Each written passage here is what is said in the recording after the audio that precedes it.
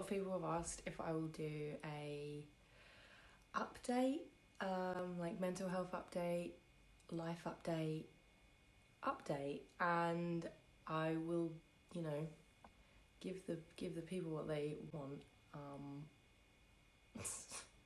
It is currently evening, so I'm using a ring light, and I'm sorry that you can see that in my glasses, but I just, I don't know why, but like sitting here in front of the camera and just talking feels really weird, and I'm not very good at it, so it's going to be kind of awkward.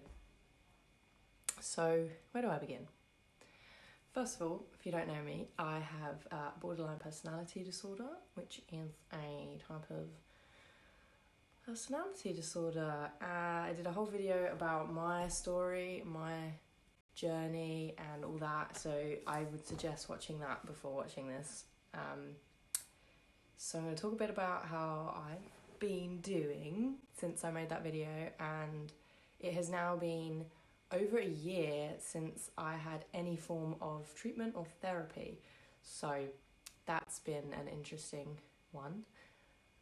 So from when I made that video up until March, I was doing really well, and everything I said in the video was like, it continued. I was like having some bad days, but mostly good days, and things were just going great for me, and I was really surprised, not having a therapist or anything, but surprisingly I was managing to fight through everything by myself. So my birthday, I had an amazing time on my birthday, which was in December, and then January, February was fun. Like, I saw a lot of friends, I made a lot of cool plans, booked a lot of things for the rest of the year, and then I went to Belgium, which I made a video of what we did in Belgium. And when we were in Belgium, if you watch that video, lockdown happened. I was in Belgium when that was announced, all over Europe, and including Spain. So I basically had to book an earlier flight home, flew back to Spain, and then it was extremely, extremely strict lockdown rules in Spain. Obviously in the UK it was a bit different, it was a little bit more relaxed. In Spain, it was not. We were not allowed to leave our house unless it was alone, and to go to the shop for food, and that was it. And every time you went to the shop for food, you would get stopped by the police, who would ask you where you lived, where you were going, what you were doing, to the point where I hardly went to the shop because I was just so anxious of being stopped by the police, because I have a really weird thing with police. I don't like police. Couldn't even go for a walk or anything. So we were literally trapped in the house for months. My boyfriend at the time also got stuck in Alicante. He didn't live in Alicante, but he got stuck here with me. So to try and make lockdown a little bit more bearable, we went to my mum's house. So she has a huge garden, she has a swimming pool. My sister was there. I felt it would be better for us to have people to talk to, things to do. And I do think that helped a lot, having, them around and them to talk to. But at the beginning it was like, oh, this is so crazy, and, blah, blah, blah. And then after like a couple of weeks, I was kind of like, I am not doing so good, like the rest of the world. I don't think anyone was happy about it.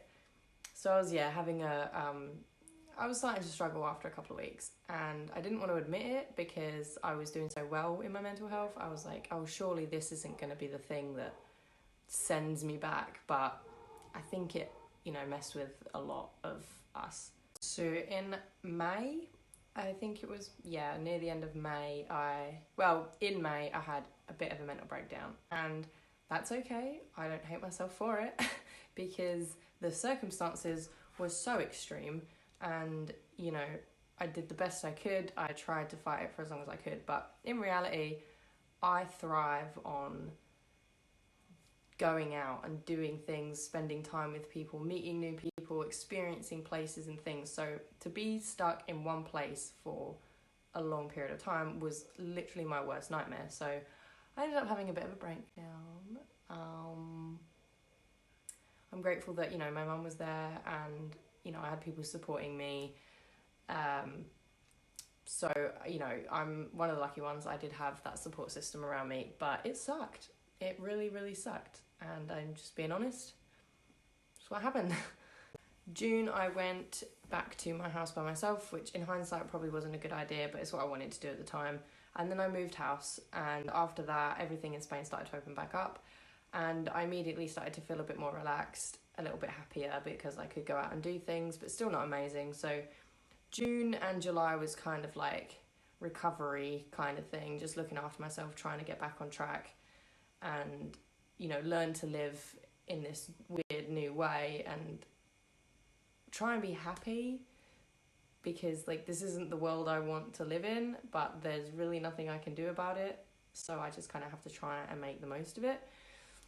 I went through a breakup as well a few weeks ago, which is never fun. It's always sad, but it was the right decision and it was mutual, so that's okay. But you know, bad timing.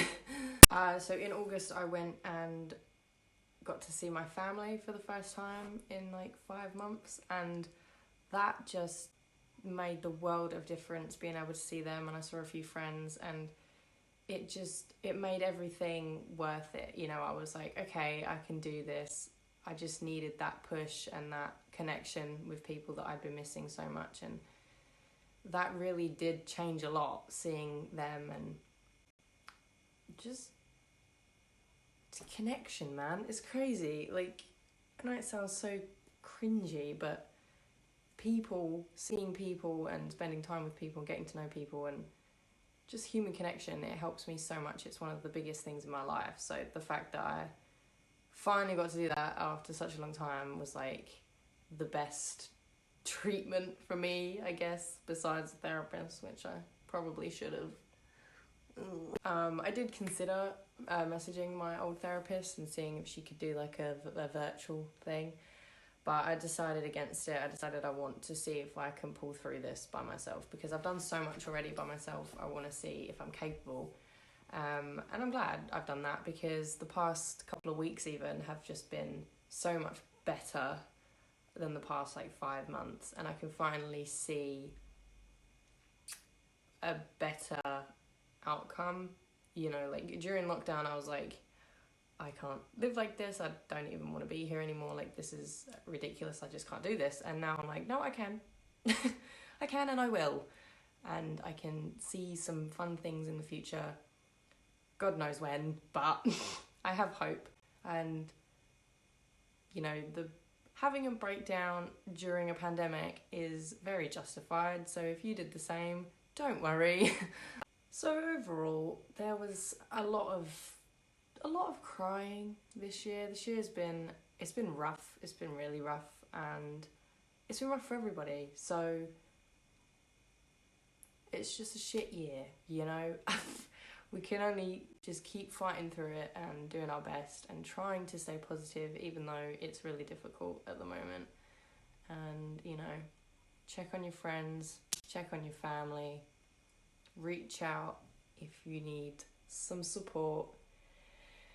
But overall update, I'm doing alright. I'm in my lovely new place, which I love very much. I'm very happy here. I'm going to England a lot more, which is really nice. And yeah, things are finally starting to look up. So thanks for watching. Have a good life.